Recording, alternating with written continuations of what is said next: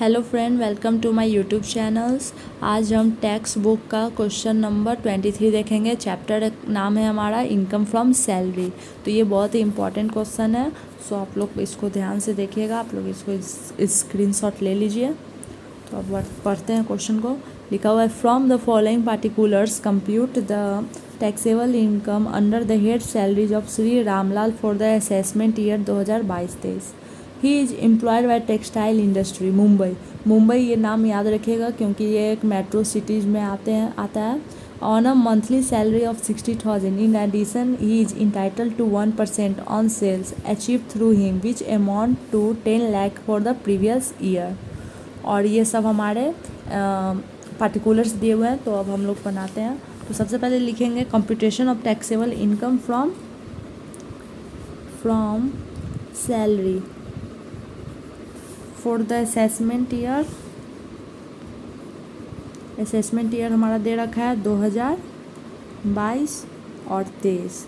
तो सबसे पहला पॉइंट है हमारा, क्या दे रखा है देखिए, सैलरी दिया है 60,000। तो 60,000 मंथली है। तो यहाँ लिखेंगे सबसे पहले सैलरी इक्वल टू 60,000 इंटू 12। ये हमारा आ गया 7,20,000। नेक्स्ट दिया है हमारा क्या, कमीशन 1% ऑन कमीशन। तो ऑन सेल बोले हैं ना, तो सेल कितना है 10 लाख। तो इस 10 लाख पे हमारा कमीशन निकलेगा। Commission of sales 10 lakh into 1/100 2020। ये बचा कितना, 10,000 निकल के आ गया कमीशन। और अब दिया हुआ है DNS अलाउंस 10,000 पर मंथ। तो अब हम लोग ये लिखेंगे थर्ड नंबर।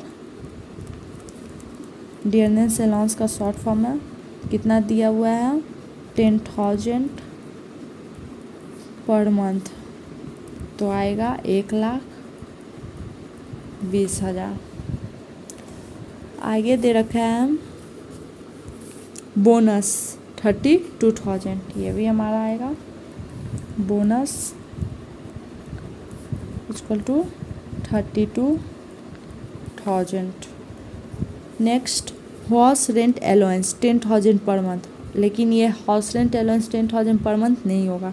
इसके लिए हम लोग को HRA निकालना होगा। उसका एक वर्किंग नोट होता है, कैलकुलेशन हम लोग को करना होगा। सो आइए यहाँ इस साइड पेज खाली छोड़ देते हैं, इधर वर्किंग नोट करके आपको दिखाते हैं कैसे होगा। तो working note, calculation of taxable HRA house rent allowance. तो सबसे पहले लिखेंगे HRA रिसीव्ड। ठीक है, HRA रिसीव्ड लिखने के बाद हम लोग को उसका अमाउंट को चेक करना है, कितना दे रखा है HRA रिसीव्ड हुआ 10,000 पर मंथ। तो हम लोग यहाँ लिख देंगे 10,000 इंटू 12। तो कितना आएगा 1,20,000। 1,20,000 दे दिए। और अब HRA निकालने के लिए HRA रिसीव पहले करेंगे, फिर एक इसमें इसका रूल है एक्सेस रेंट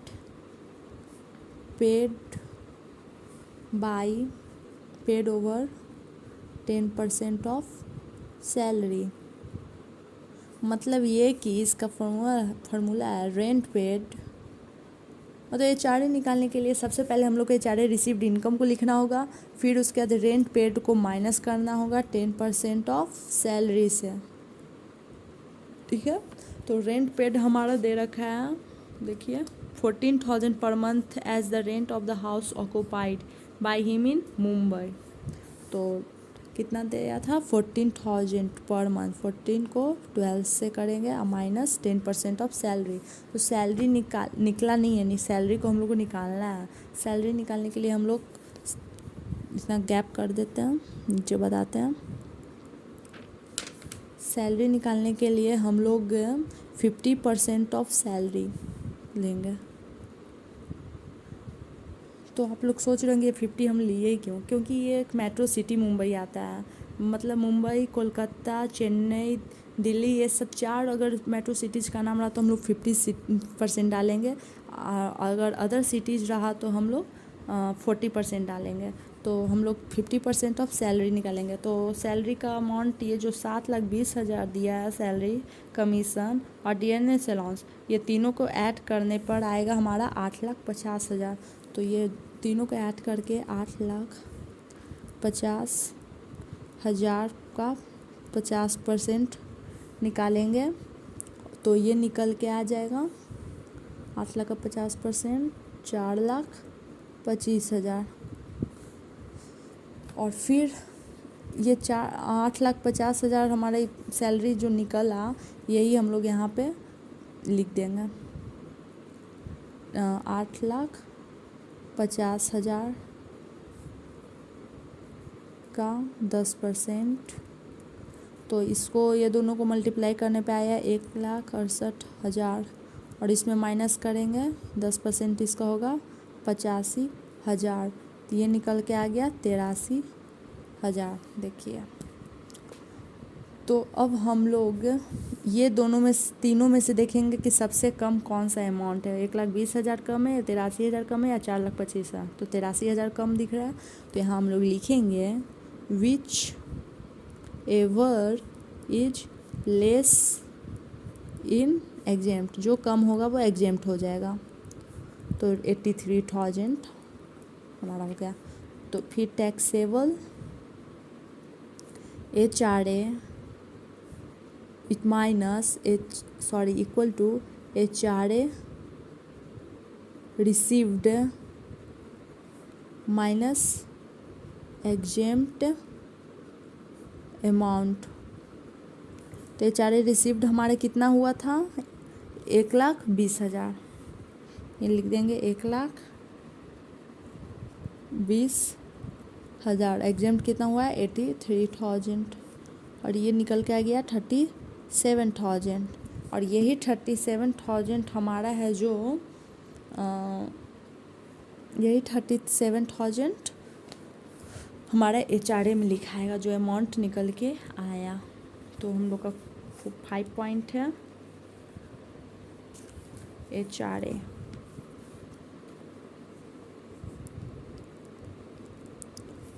इक्वल टू 37,000। यही प्रोसेस से हमारा HRA निकलता है। सो आप लोग अच्छे से समझ गए हो, आई होप। इम्पोर्टेंट है। तो 37,000। नेक्स्ट दिया है इंटरटेनमेंट अलाउंस 1,000 पर मंथ।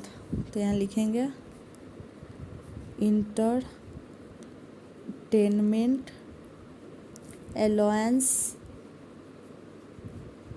कितना दिया है 1,000 पर मंथ। तो ये हो जाएगा 12,000 नहीं 1,20,000। नेक्स्ट दिया है employer provided travel concession 3,500 travel to Shimla leave. अगर ये सेंट्रल गवर्नमेंट से अगर कुछ रहा हो या फिर स्टेट गवर्नमेंट से, तो हमारा वो एग्जेम्प्ट हो जाता है जो अलाउंस रहता है। तो आप यहाँ पे लिख दीजिए income tax paid by perquisite. Income tax paid by perquisite exempt. Next दिया है लीव ट्रेवल, घूमने के लिए जो लीव ट्रेवल कंसेशन है वो भी एग्जेम्प्ट हो जाएगा। 8 point leave travel concession equal to exempt. Exempt लिखा हुआ है फ्रेंड्स।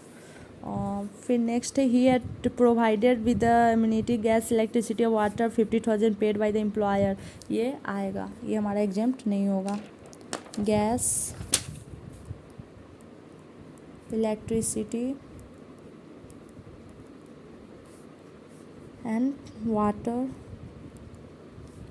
कितना है 50,000।